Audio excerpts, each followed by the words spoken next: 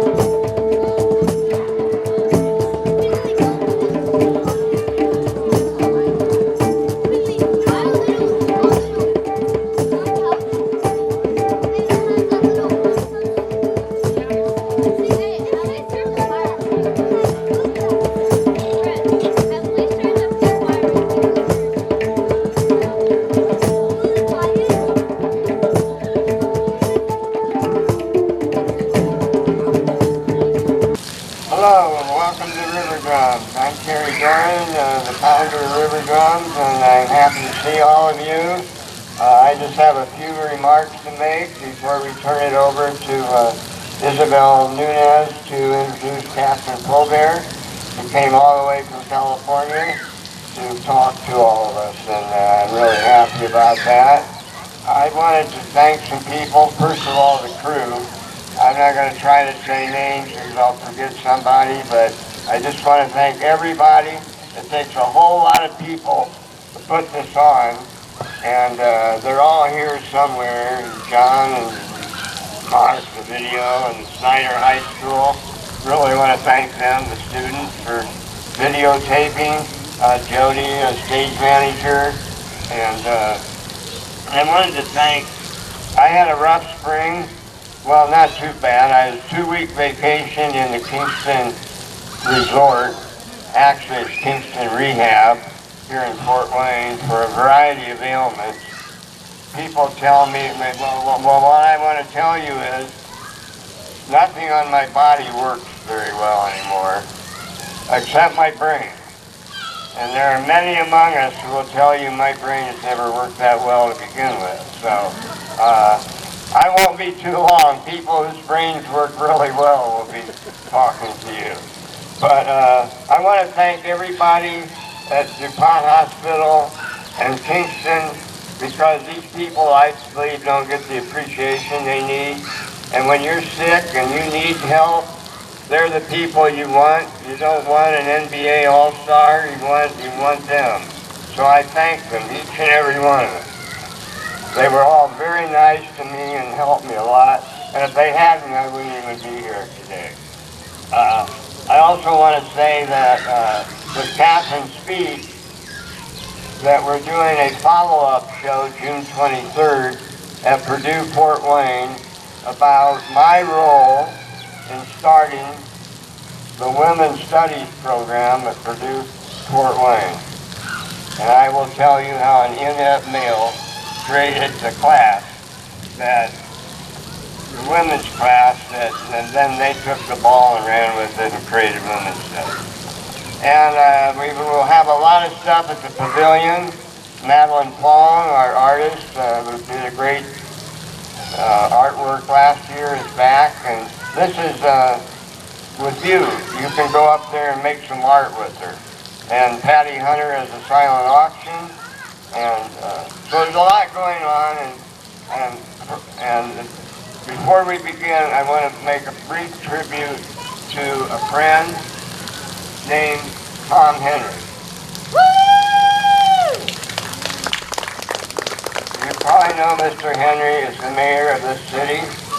for a record number of years, more than any other mayor in history. Mr. Henry had agreed to come today to speak, but as we all know, that wasn't meant to be. He died of cancer, and but he spoke twice at RiverDrums. And I just want to briefly outline what he said as my tribute. 2020, we were here for our first year at Promenade Park. Mayor Henry introduced RiverDrums, and we were in September because of COVID. Everything was closed, and we've got an extension on our grant. I want to thank Friends of Third World, City of Fort Wayne, who gives us the grant. We couldn't be here without that. Allows us to have free admission and pay all these wonderful people, help us. Not as much as they deserve, of course, but more than nothing. And Mr. Henry declared that day, and it was a giant crowd because people have been cooped up inside all year because of COVID. In fact, the park was closed in the spring. And Mr. Henry declared that day, September 14th, 2020, RiverDrums Day in the city of Fort Wayne. So now, therefore, I, Thomas Henry, Mayor of the City of Fort Wayne, do hereby proclaim September 14th, 2020 as RiverDrums Day in the City of Fort Wayne. And I encourage all of our residents to note this very special day. And of course, that meant a lot to me. And what was funny about that day, I had my neighbor play Jacques, the French fur trader, because part of my inspiration for creating RiverDrums was to honor our rivers and our history and the Native American history of the village of Kikianga, which is what Fort Wayne was called before Anthony Wayne came on the scene.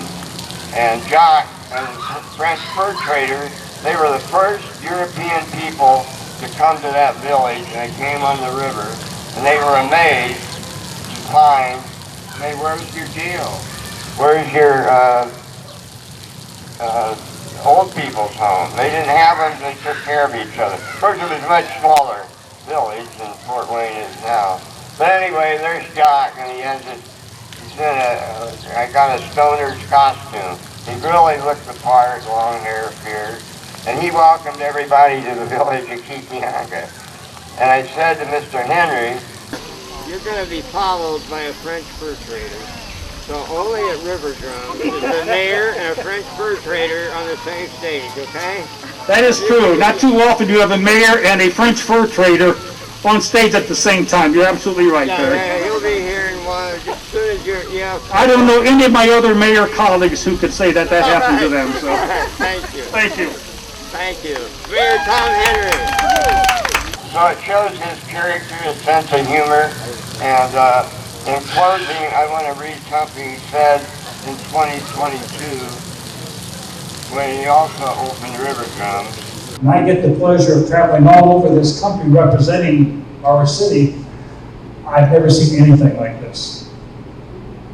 So you should be very proud of what we've been able to do. To make sure that Fort Wayne is just a little bit better than other communities. Because sometimes that's all it takes. Because of that, we have a new employer, we have new citizens. And quite frankly, we're always on the lookout for more. So keep this up, keep doing this, because this is what we're looking for. Thank you all again so much for coming. God bless you. Have a great night.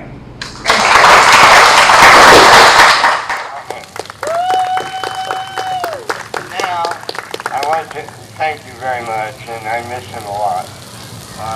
He was on a lot of my shows, and appreciate it.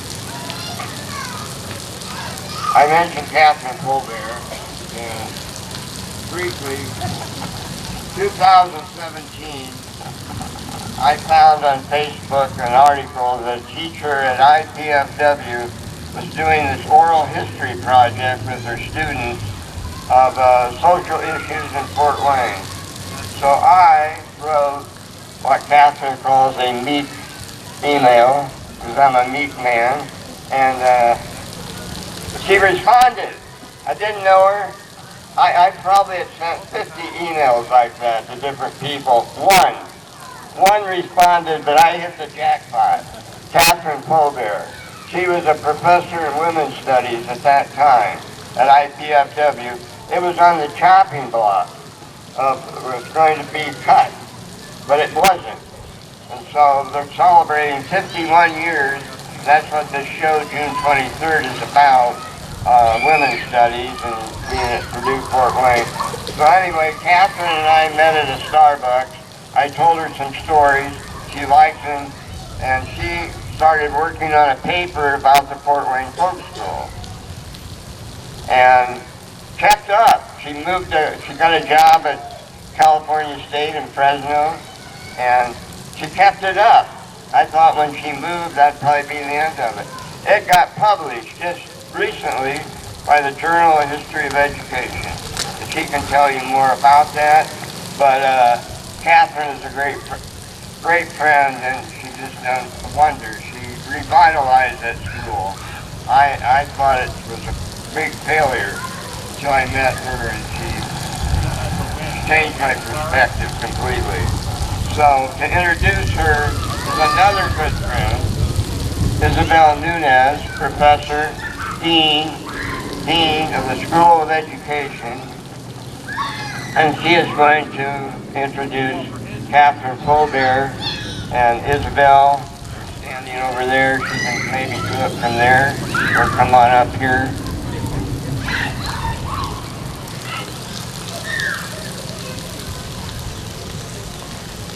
Sit down. Would you like a chair? Okay. Hello. Welcome, and thank you all for being here. I am very excited to introduce Dr. Kat Fobear. Her pronouns are she and her. She's an associate professor in the Women's Gender and Sexuality Studies Department and the founder of the LGBTQ2+ Studies minor at Fresno State.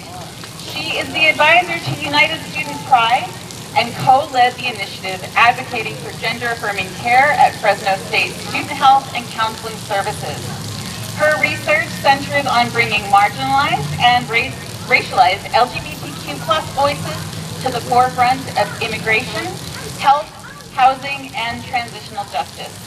Dr. Fobear works and conducts research with the LGBTQ+ asylum seekers in Canada and the United States, focusing on the experience of migration, policing, and building homes in the face of multiple marginalizations. In addition, she has led several community-based research projects focusing on LGBTQ+ housing and transgender healthcare in Fresno.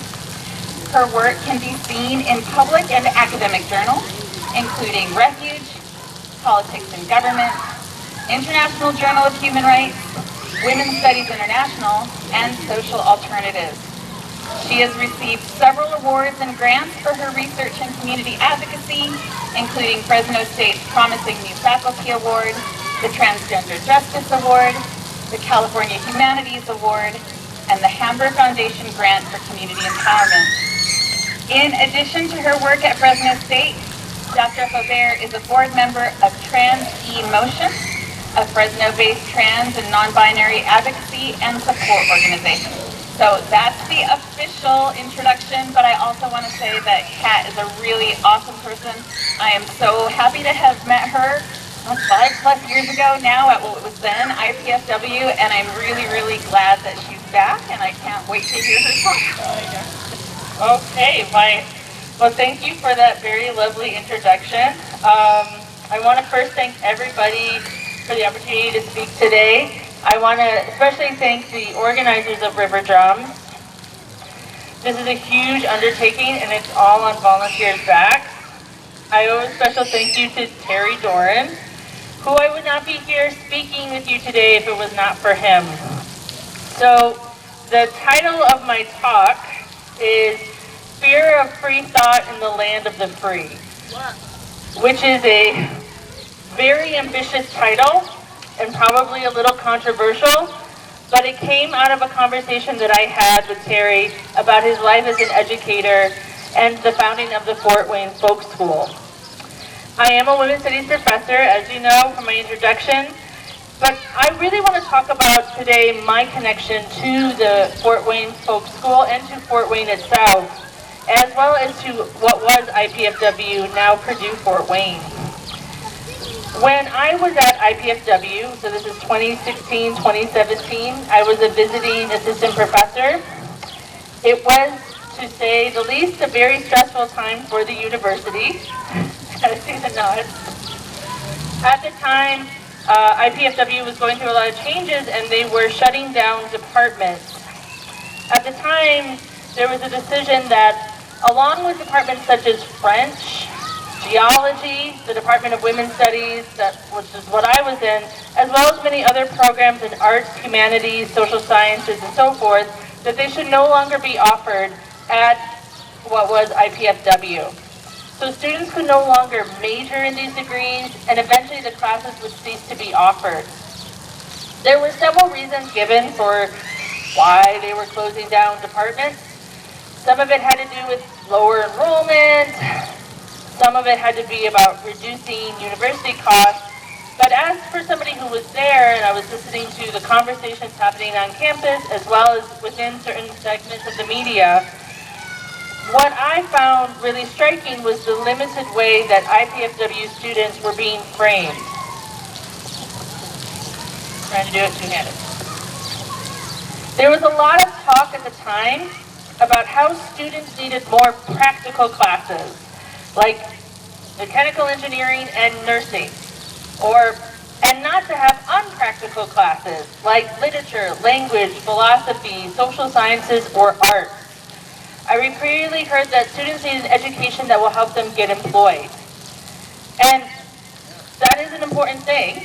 Trust me, while getting an education that will help their students with their future career goals is something to be valued, and is considered as one of the many goals that students have when they come to college and pursue a college education, what was being implied from the conversations I was hearing around me was that IPF students especially didn't need to bother with arts, humanities, social sciences. That taking classes or getting degrees in arts and humanities, social sciences was not going to be worthwhile to them. That they don't have or deserve the opportunity to pursue these degrees, even if they wanted to. And this is not me dismissing or degrading courses for degrees that lead to a profession, such as mechanical or nursing. As we just heard Terry very much thank the nursing team, as well as the medical team that took care of them. Students who go into those fields provide important resources, create amazing things, build communities, and provide a lifeline to many who are vulnerable. And more financial and institutional resources should be there for them. And what is also important to recognize is that students who do go into degrees like, again, mechanical engineering, nursing, and so forth, they also need to take classes in arts, humanities, social sciences, because they learn skills there that they can use not only in their future careers, but in their lives. It's making sure that we have students who leave IPFW, now PFW, or my university, Fresno State, that they have a well-rounded education with a variety of skills to use in their future careers and lives. Sorry. But the point I'm making is that at the time, what I was hearing was a very limited view of what students want and their capacity. And that there was more value on students' earning potential than on their intellectual or emotional growth. That intellectual and emotional growth happens when you take courses that challenge you intellectually, make you think about your worldview, make you think about new concepts, and expose you to voices, literature, arts that impact you emotionally and make you think critically. For educators that are sharing this space today, whether professional educators, whether community, whether family, we're all educators here. Students can share similar experiences, they can share similar struggles as well as goals, but no student is exactly the same. And recognizing the diversity of students also means valuing diversity in education. By diversity in education, I mean not only having students engage with diverse content, but also critical thinking. So, critical thinking. Again, my title is A Free Thought in the Land of the Free, or Fear of Free Thought, I should say. Critical thinking in education seems like a pretty loaded topic right now. You turn on the news, and you'll find school boards and politicians nationwide banning books or lessons in our public schools, libraries that encourage critical thinking. You see whole lesson plans and subjects being radically modified or removed because they are deemed maybe not appropriate or too controversial. Some topics that I never thought were going to be controversial, like the history of slavery. But you also have libraries being forced to remove books that are in sections for youth and young adults about different experiences. You have history lessons being removed that focus on the painful and shameful periods of our nation's past and its impact on the present. And all of this, all I can think about is why. What are we fearful? Why do we ban books? Why do we modify education? Why do we fear students learning and engaging with challenging topics? So, what is the fear of critical thinking? For me, I see critical thinking as an inherent value of education. Because critical thinking encourages students to look at and interrogate the world around them, asking fundamental questions about why things are the way they are. For example, why in a country where we have an abundance of food, so much food that a lot of food goes into our garbage, into our waste areas. We have so much food, yet there are people, even here in Fort Wayne, children, young people, adults, and elderly, who go to bed without food. If it's not about food in regards to access, then what is it about? Why are people not sheltered if we have housing? Why do people die from violence? What is the value of a human life? And what is our responsibility to that entirety of a human life in a democratic country? What institutions hold power in this country? Who holds power? How is power wielded? These are all critical questions that, by engaging them, we really need to think about our place in society and our relationship to others. Students unpack these questions in a multitude of classes, such as women's studies, but also in other fields such as education, public health, political science, history, sociology, English, art, literature. I can keep going. And they unpack these questions, and where they are then introduced to sometimes various and also sometimes conflicting ideas. They learn about different ideas. They hear from different voices. And they build their ideas around the world. They form their own opinions. They learn another side of the argument.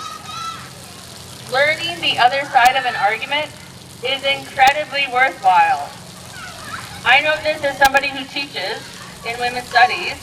When I ask students to unpack fundamental questions that are impacting society, I tell my students that wherever they fall on an issue, that you keep yourself open to listening to the other side. Not only do you fully understand their argument and rationality, but you can better articulate and defend your own arguments. And that's critical thinking. It's about learning the skills to listen, to unpack, and to form and articulate your own ideas. And I think that's why critical thinking, or free thought, is sometimes seen as dangerous. Because when you listen, truly listen to another person's experience that is different from your own, to a different version or side of history, to an argument or idea that you've never encountered before, you grow more empathetic. It makes you question what is visible, what histories or stories are not being told.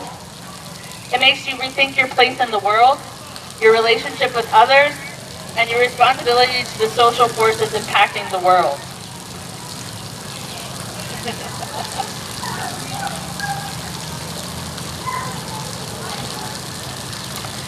You see the power of one's voice that can bring a movement together, such as with the great and late Dr. Martin Luther King standing on the steps of the Lincoln Memorial in 1963, or people standing against police brutality and arrestment at a little rundown gay bar in Manhattan called the Stonewall Inn, which this whole month we're celebrating June 28, 1969. Students learn how people, when they work together, they can change the world, such as with the abolitionist movement, and then what came out of it was the suffrage movement.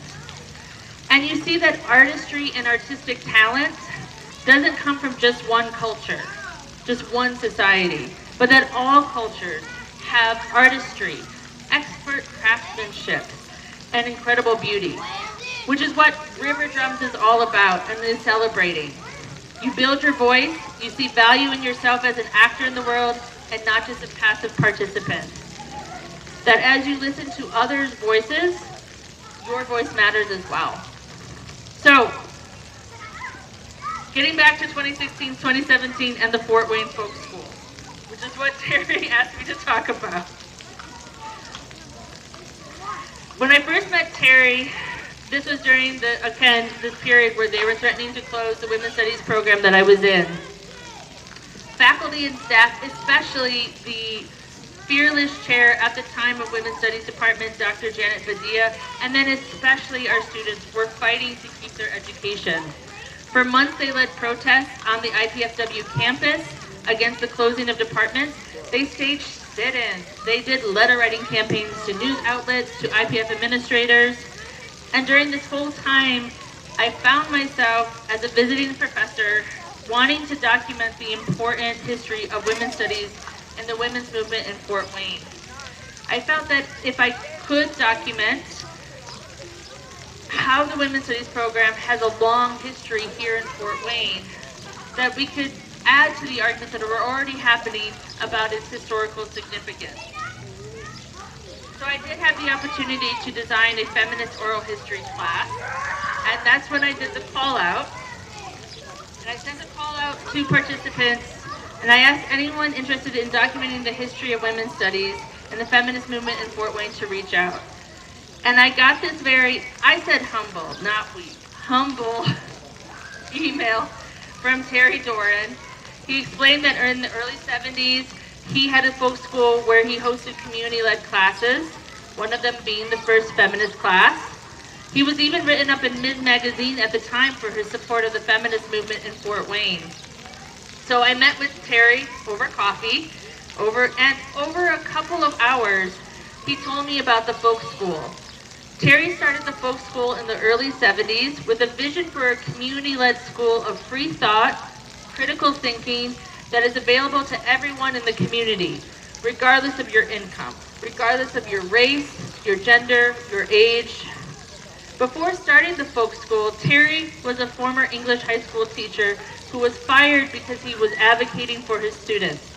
He was openly opposed to the Vietnam War and encouraged critical thinking in his classes. I love when Terry talked about his time when he was as a formal school teacher.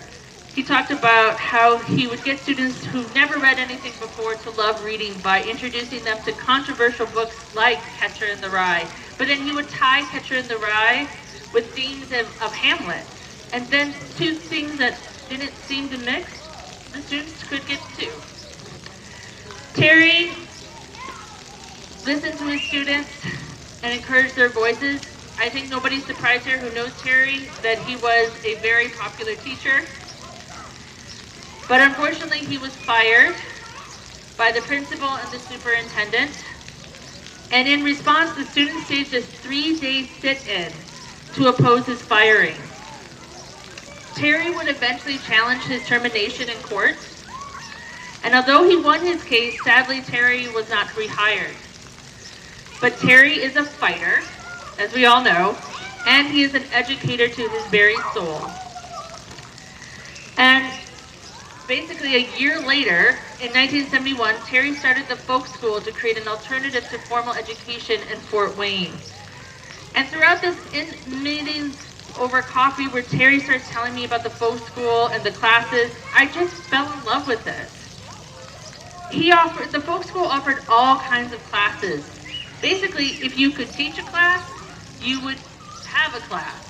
So there were classes on knitting, on woodworking, but also classes on philosophy, art history, even a class on daydreaming and building creative imaginations. Students were encouraged to create things and to express themselves. Students from different racial, class, economic, and social backgrounds hung out together in the folk school.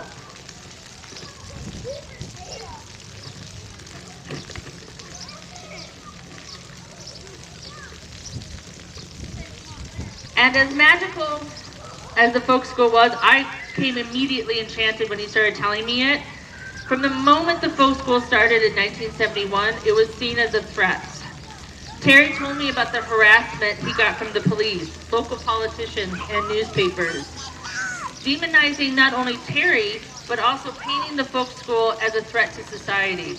And when I did the research for the article on the folk school, you see these news clippings that are labeling these students as dropouts, as delinquents, as hippies.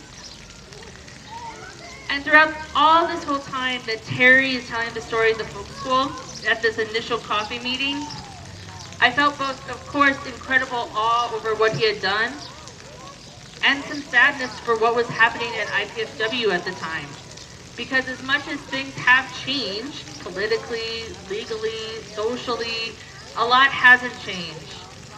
The folk school, a school based on valuing independent thought, free thought, critical thinking, fostering creativity, and harnessing individual potential, was challenged from the beginning by those in authority. And that same fear of critical thinking was happening then as it was happening at IPFW, as what is happening now.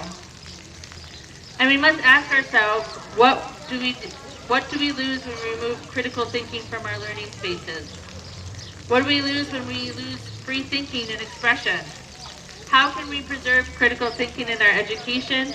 How do we support educators in providing classes that challenge students in critical thinking, in intellectual reasoning, in artistic expression? So, concluding thoughts, it's easy to be defeated. It's easy to be apathetic. I struggle with sometimes as an educator. But if anything, the folk school and what I learned from doing research at the folk school taught me was about perseverance, endurance, and hope, and how as an educator I must hold tightly to that. It was because of the students and faculty defending themselves and defending their education that there's still a women's studies program at Purdue Fort Wayne. I owe a huge amount of gratitude to those professors and students fighting for their education. And while the folk school did close in 1972, the movement to create spaces for critical thought, multicultural engagement, and creativity in Fort Wayne did not. Through Terry and his passion for education, we have the birth of, you can make a direct link from the folk school to theater of ideas, to RiverDrums. The folk school lives on, literally here right now. You are at the folk school right now. RiverDrums is part of that story. And that is the biggest hope for the future. We're going to continue to press forward. We're going to continue to fight for freedom of thought, creativity, expression in our schools and in our universities, because we all benefit from an education that values freedom of thought in the land of the free. Thank you, everybody.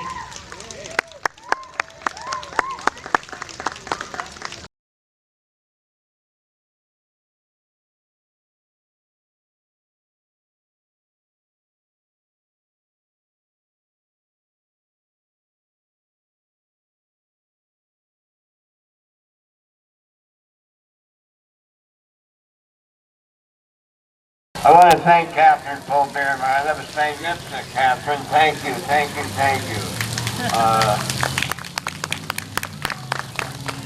Probably more credit than I deserve, but I will say that I don't give up, and I keep doing things, and now I'm old, but I still keep doing things, so either I'm very foolish or I've got a strong drive or something. But anyway, right now, we're going to have a discussion and with Isabel. And Isabel's done a lot for me too. I want to thank her.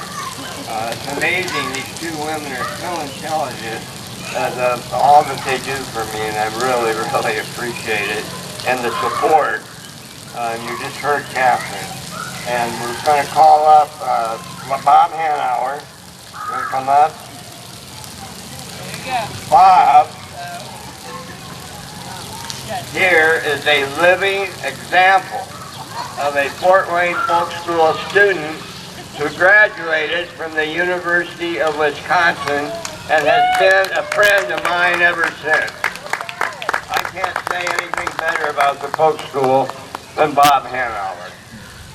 And we have stories about when the school was sort of falling apart. We wanted to start a concert to bring everybody together, and it was called the Almost Woodstock. Bob, I take the rest of the day to tell you about Almost Woodstock. But anyway, Isabel Nunez, and we have the director of the library, Susan Bear. Is she here? Why don't we come on up? Yeah, come on up. Hi. Have a microphone. I said Well, if we're gonna do the discussion, why don't we go up on stage? yeah. Thanks, everyone. Can you hear me? Is it live? Excellent. All right. So I have the pleasure of knowing Susan Bear. We are on the board of the Literacy Alliance together. So I can tell you that she is the director of the Allen County Public Library, that she comes to us from Southern California, which is my hometown as well, which is exciting. She has done fantastic things with the library, expanding its mission, spearheading a strategic plan that seeks to expand services, and is also just a really, really wonderful person. Bob, I don't know that well, but if you are Terry's student, then I know that you are wonderful also. Thank you so much for being here to talk about the history of alternative education in Fort Wayne and the folk school in particular. So, Bob, I would actually love to start with you, just because I would love to hear a little bit more of your story and how you got involved with the folk school. Okay. Well, basically, I didn't get along with my father, and I didn't get along well with the high school system the way it was. I quit high school 5 times, and last time I used my last time to call the folk school. It was the best time I ever spent. Terry and I kind of hit it off right away. Terry and Ron Ogerson actually came right out to my parents' house to talk to me. Right there at the dining room table with my parents and everything. And then I told them I wanted to go. They said okay for a few days. And my father kicked me out because I wasn't coming home. So and everything took off from there. I want to say that the folk school is probably the reason for everything Terry's done since. It started there.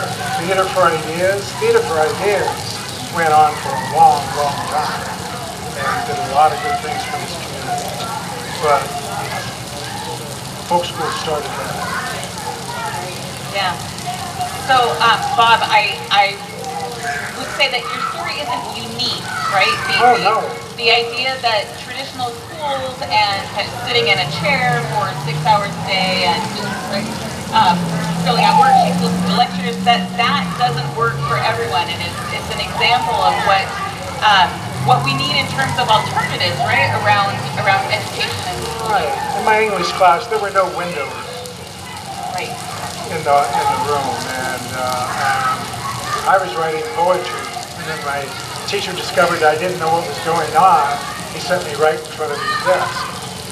Well, that's when I started walking out every day. So one avenue for education that's not a traditional K-12 school in this community and in many communities is the library system. Susan, what kinds of opportunities for different educational experiences are offered by the library? Thank you for the question, Dr. Nunez. So many. So the Allen County Public Library's mission is to enrich the community through lifelong learning and discovery, and that can take the shape of a lot of different things. Of course, we are your one-stop resource for books. There's a lot of narrative in the country right now about the freedom to read and potential threats against the freedom to read, and that is very true, and I don't want to dismiss that at all. That is real, and also I am really happy to say that in Allen County, Indiana, we hear mainly from people who absolutely support the freedom to read and want their library to have, do you want to applaud that? Yeah. And want their library to have a diverse collection reflecting many different identities, viewpoints, life experiences, opinions. And when they do have a question or a concern about something on the shelf, they do what I would encourage anyone to do. They come and talk to us about it, and we have a conversation. And more often than not, any kind of concern or question can be resolved by a conversation. And maybe they still don't want to check out that book, and that's okay. But they understand why we have that book on the shelf. And as I always tell people, we have a very generous return policy when it comes to books and anything in the library. If you check it out and it's not for you, bring it back. And of course, books are taking on different formats now. I often get asked, is print dying? Print is not dead, but the book is evolving in its format. We are seeing increasing demand for electronic books. That is not going away anytime soon. And people ask me, which one do you like better? I say both. I say yes, because both have their place and both are important. Talking about different learning styles, something that has just really exploded these past few years is audiobooks, particularly electronic audiobooks. If you are an auditory learner, that is such a great way to read and learn. If I had audiobooks when I was in undergrad many years ago, that would have been a completely different experience.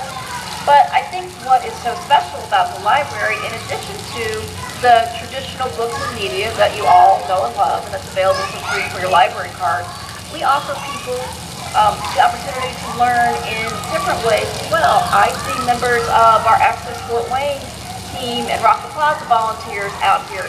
How unique is it that at our public library we have a working television and radio station where people can come in and learn how to create their own content and have a platform to air that content.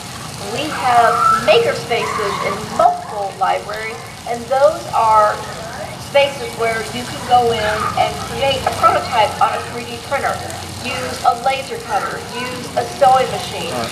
These experiences that are truly hands-on learning. We also design our spaces to allow for collaboration because learning isn't always done one to a book, right? That is through groups. So we create these spaces that allow for people to have conversations, people to have discussions, whether it be about books or current events, or to listen to a piece of music together. So I think the library has just an incredible role in all kinds of learning in its many different ways for everybody, cradle to grave, as we say, and it is not dependent on your status in life. I think we are, and I don't say this lightly, a sacred place in the community in that it doesn't matter your income, your walk of life. If you have a home, if you are unhoused, you are welcome at the library, and the opportunities of the library are there for you. Thank you. I so agree. So it's wonderful to hear kind of the history of Fort Wayne through the opportunity at the Fort Folk School for Bob. and then what is now available through the Allen County Public Library in today's Fort Wayne. Pat, I feel like you're kind of a bridge, right? I mean, so we arrived actually in Fort Wayne at about the same time. I have a connection with Terry through my dissertation chair, Bill Schubert, who grew up in Butler, and so I was introduced to Terry before I even got here. I remember meeting Mayor Tom Henry and mentioning that I knew Terry, and Tom Henry was like, oh yeah, Terry's great, he has done so much for this community, and it was so nice to hear that kind of recognition of, again, these kind of alternative educational platforms and experiences, and Pat, I would just love to hear from you. Can you kind of trace that connection from then to now? Yeah, so what was really amazing about hearing Terry's story is that there's a lot of history of education that is not coming through, that's not from the formal schooling system, but through alternative education, community-based education, folk school education, and a lot of that sort of historical knowledge we lose because a lot of it's not formally documented. We lose the sort of the narratives, or people move, and so to have somebody here who not only has kept the documents from when the folk school started, but also has connection to his former students, to the people in the community, it just seemed like an amazing thing. And as what Isabel described, I'm not an education historian. I do LGBTQ stuff, but like what I found was that this is such a unique story that was really important to, as I learned about the history of alternative education, of trying to find new ways for students to learn and connect different ages of students, from elderly to young people, and that it was happening here in Fort Wayne during a really important time in education, happening right after the Civil Rights Movement and the integration of schools here in Fort Wayne, which caused a lot of stress in the public school system. And then to have this school trying to start, and then also the story of how the school was immediately from its beginning opposed. So for me, it was valuable both as just a historical moment in time in regards to the larger history of alternative education, but also a very important history of Fort Wayne.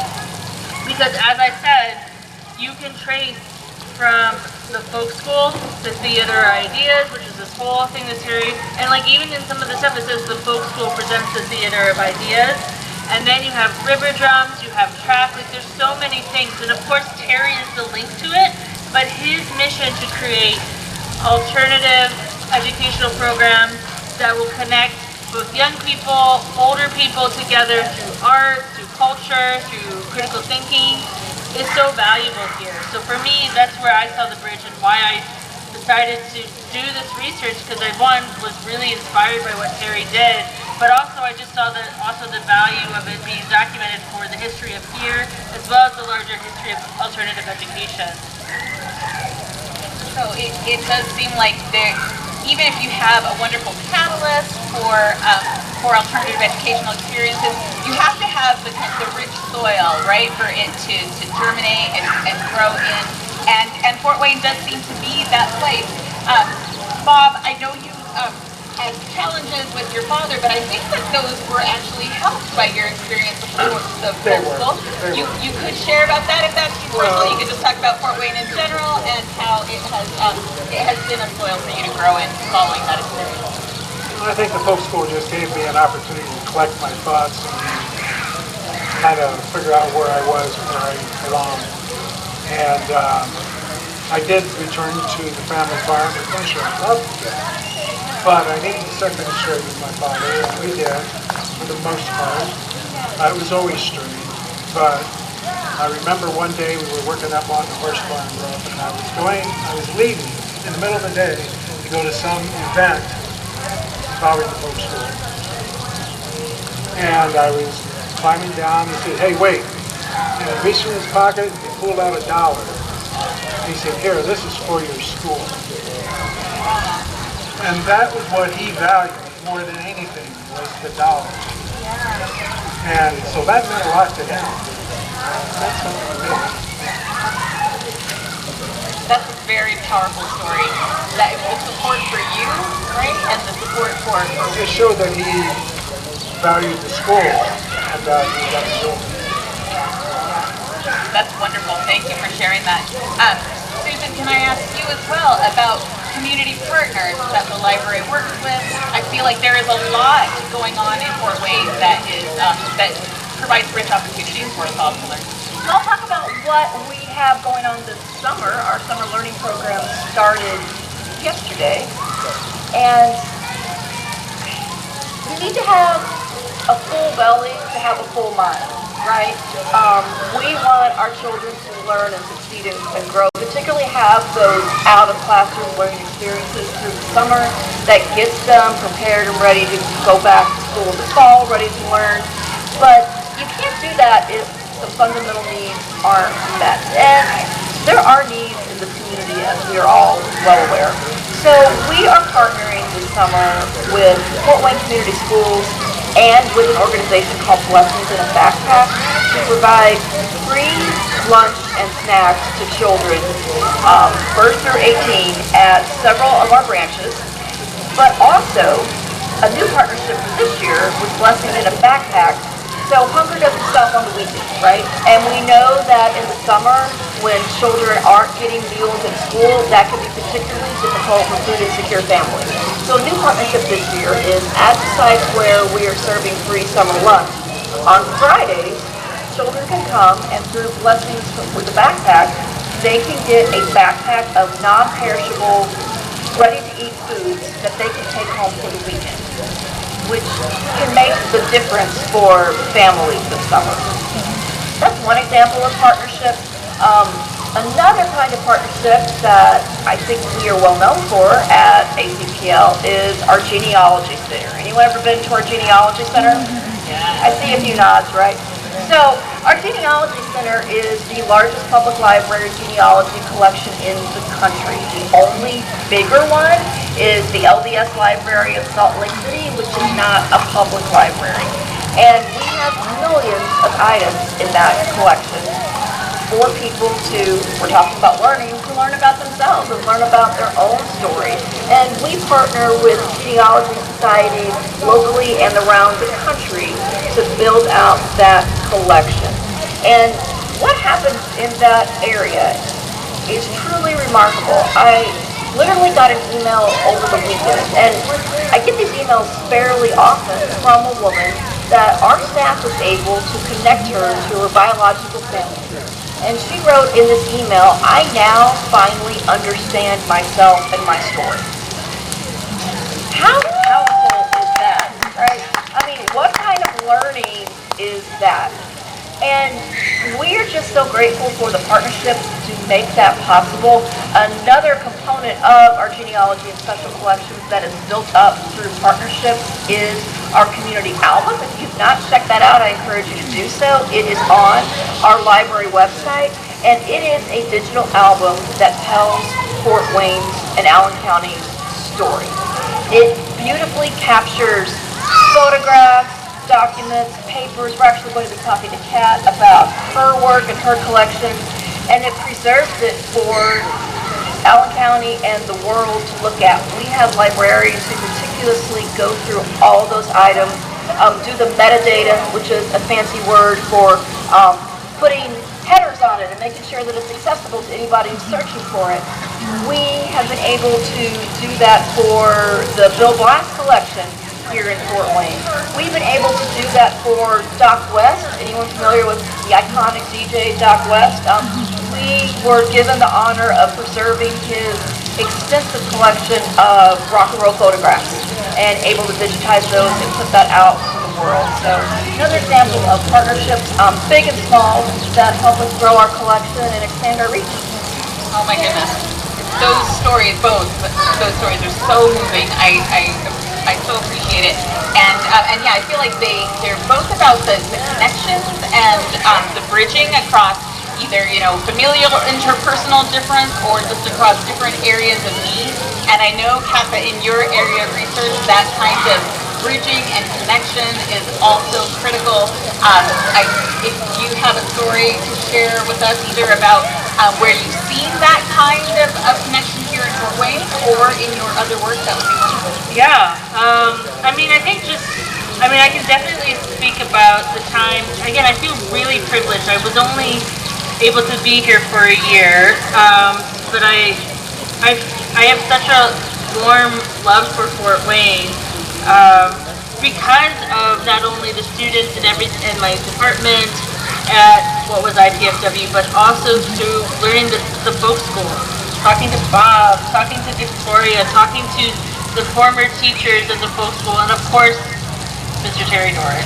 Like it spoke to just not only the power of how something that you think of like, okay, it was an alternative education school that lasted for 2 years, like what impact? But as what I titled the article is, it has ripples.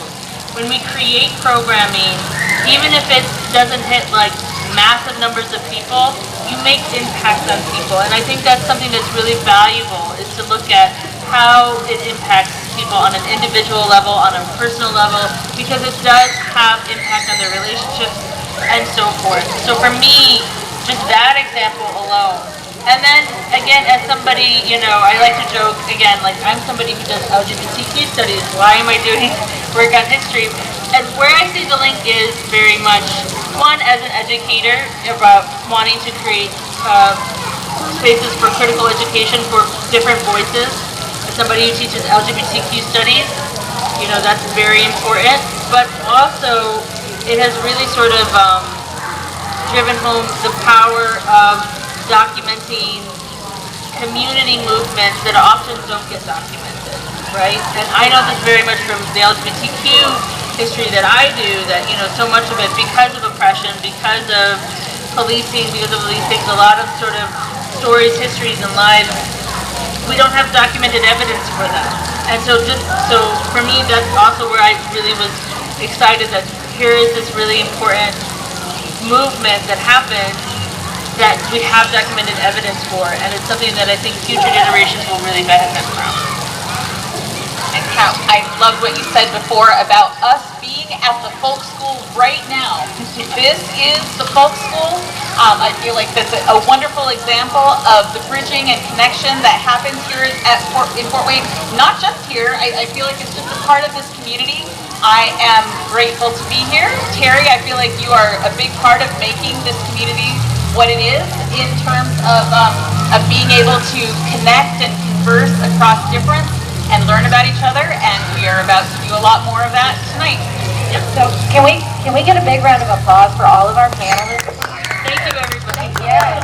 And maybe just take a moment and just ask, maybe the audience has a question or two, or maybe we just ask a couple of questions for you.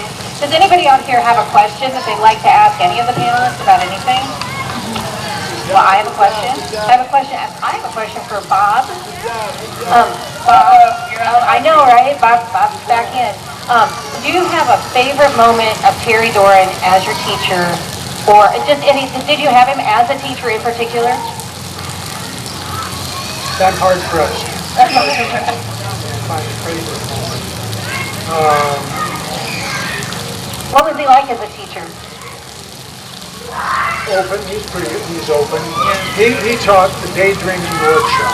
Yep. And he was one of his teachers, and he directed the school. But yes, I did attend the daydreaming workshop, and we discussed books. It was a literature class, essentially.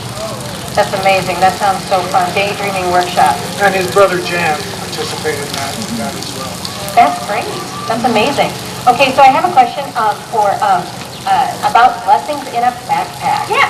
So how can the community get more involved with being able to donate, or where do they go to like participate in your program, because it's such a critical and much needed program in our community?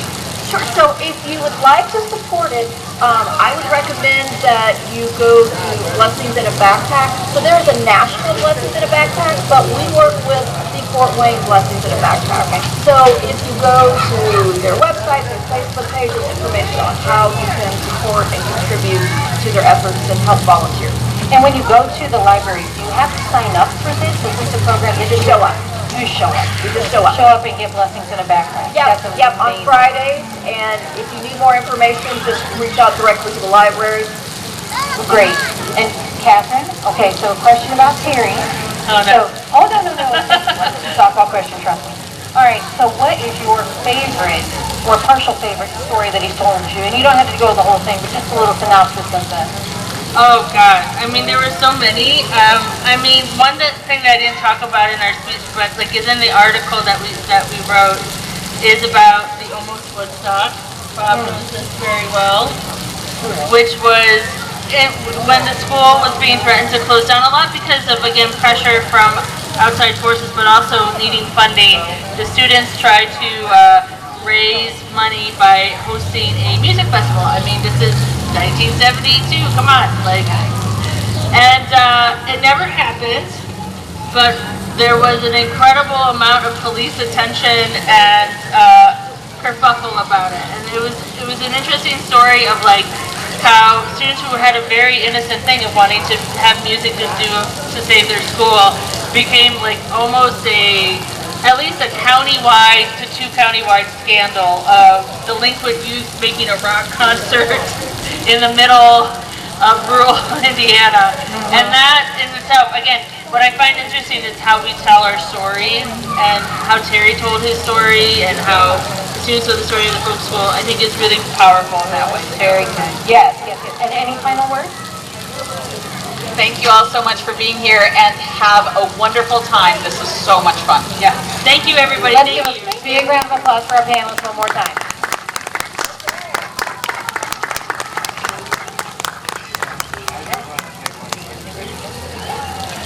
I want to thank everybody, and I'm sitting here thinking, who's this Terry Doran guy they're talking about?